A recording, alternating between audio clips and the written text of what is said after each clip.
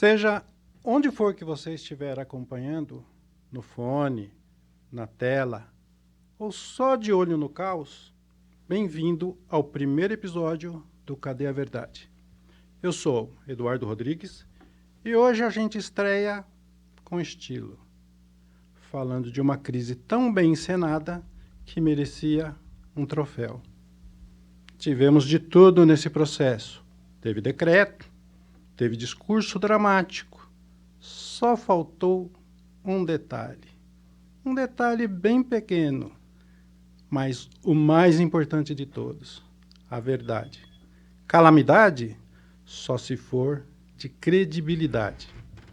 Bora entender como essa farsa foi montada e quem aplaudiu tudo isso em pé. E para começar, vamos lá aos números, porque eles não mentem em momento algum, mas podem ser muito mal utilizados. E é o que aconteceu no caso aqui em Campo Limpo. Enquanto o prefeito pintava um cenário de crise, um cenário muito terrível, os cofres da prefeitura mostravam uma outra realidade.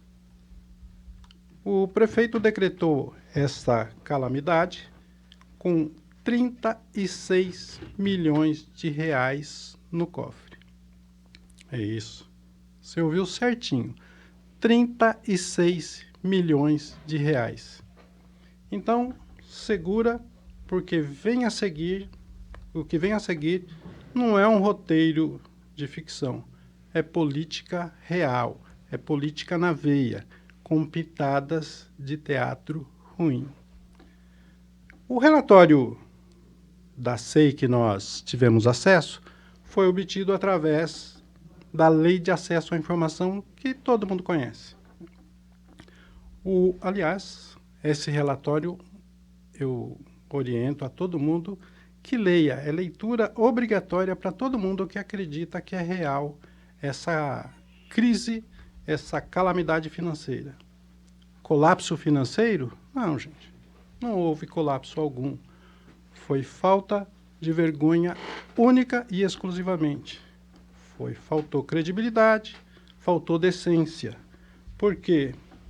Nós tivemos ali só um teatro, e dos ruins, uma encenação política mal ensaiada, cheia de fala decorada, tentando vender um caos onde só havia caixa cheio. É mais ou menos como gritar incêndio com um extintor na mão. E o fogo só na imaginação. A plateia, toda a cidade feita de trouxa nesse teatro do caos. Mas vamos falar sério, ou melhor, vamos falar irônico mesmo, porque o roteiro pede isso. E nós vamos tratar aqui também de um assunto que o prefeito prefere ignorar. Quando esse decreto foi baixado, muitas empresas deixam de receber. O pagamento não feito resolve a vida do prefeito, resolve a vida dos seus assessores, mas não dos empresários que precisam cobrir a folha de pagamento, que precisa pagar os seus fornecedores também. Ou seja, toda empresa que vendeu algo para a prefeitura ou prestou algum serviço para a prefeitura, deixou de receber. O que leva a isso? Provavelmente, muitas ficaram em dificuldades. A empresa em dificuldade, primeira ação, demite pessoal. Então, pai e mãe de família, sem receber o seu salário, perdendo o emprego, e a cidade perde com tudo isso também. Tudo isso por quê? Conveniência política. O caos fabricado cobra um preço. E, como sempre, quem paga é o povo. Eu quero acrescentar nesse cenário de caos, nessa farsa, nisso que nós chamamos de farsa do caos, 4 figuras. Não são os cavaleiros do Apocalipse. São 4 figuras, mas não são os cavaleiros do Apocalipse. A primeira é o vice-prefeito, Marcelo de Araújo. A ele eu quero dirigir uma pergunta. Marcelo, você só assistiu toda essa encenação patética feita pelo prefeito de um camarote? Ou foi coautor do roteiro dessa comédia que eu chamo de comédia trágica? O segundo personagem, a segunda figura, é o vereador Paulo Preza. Toda a sessão sobe à tribuna citando a Bíblia, mas se esquece de um detalhe: aplicar aquilo que ele cita. O vereador precisa explicar se decretar calamidade com milhões em caixa é algo verossímil ou precisa de uma fé inabalável para acreditar na palavra do prefeito. Ou então, uma cara de pau divina. É o que eu chamo de teologia da conveniência. O Senhor é o meu pastor e o poder não me faltará. Um outro personagem que a gente vai acrescentar, o terceiro, né? É o vereador Tufão, ou melhor, Tufinho. O Tufinho é aquele sujeito que gosta de fazer os vídeos explicando direitinho para a população por que ele votou A e não B. Não é isso, vereador? Aí eu te dou uma dica. Por que não fazer um vídeo, agora bem didático, explicando para a cidade por que você votou pela não continuidade da SEI, se o prefeito tinha em caixa dinheiro para cobrir as despesas. O vídeo poderia dizer mais ou menos o seguinte: eu marquei aqui para não esquecer nenhuma palavra, vereador. Então o vereador diria o seguinte: sim, os 36 milhões estavam no caixa. O setor da Câmara confirmou. Os documentos estão aí. Mas o prefeito me disse que não. E me basta a palavra do prefeito. Que lindo, não, vereador? Olha que maravilha. A verdade contábil de um lado, a fé no prefeito de outro. E o Tufinho, claro, escolhe o milagre da encenação. A gente só queria entender uma coisa aqui, o vereador. A função que o vereador desenvolve na cidade é de fiscalizar ou acreditar no prefeito? Por quê? Se for para acreditar em tudo que o prefeito fala, entrega o mandato e vai para a pastoral do prefeito. E está tudo bem. O nosso quarto personagem, que a gente inclui aí, lembrando que não são os cavaleiros do Apocalipse, é o vereador Edão. Aquela voz impostada, toda vez que sobe a tribuna, parece que vai anunciar uma nova Constituição para o mundo, não é nem para o país.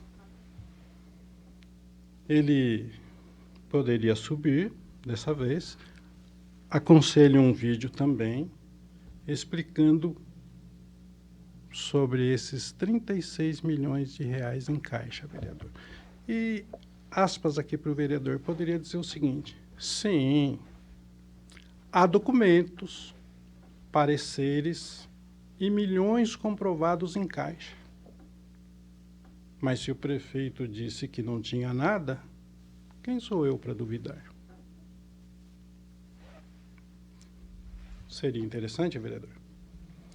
Afinal, por que confiar na contabilidade oficial quando se pode confiar na palavra do prefeito? O Edão não é só um vereador, é quase um escudeiro do negacionismo. A tribuna virou um altar e a lógica é só uma coadjuvante. Olha só, a população de Campo Limpo, a partir dessas questões, merece um pouco mais de respeito e merece respostas, merece decência. Aliás, coisa rara desse lado do poder, né? Porque mentir descaradamente para empurrar decisões suspeitas goela abaixo da população não é só covardia política, é potencialmente criminoso. E aqui, no Cadê a Verdade, a gente não vai passar pano, não. Nem vamos fazer média. Essa conta vai ser cobrada linha por linha, com recibo, CPF e muita luz. Transparência, senhores, não é só uma obrigação. Ela não é, aliás, mito, ela não é um favor, é obrigação. E já passou da hora de quem mente pagar a fatura.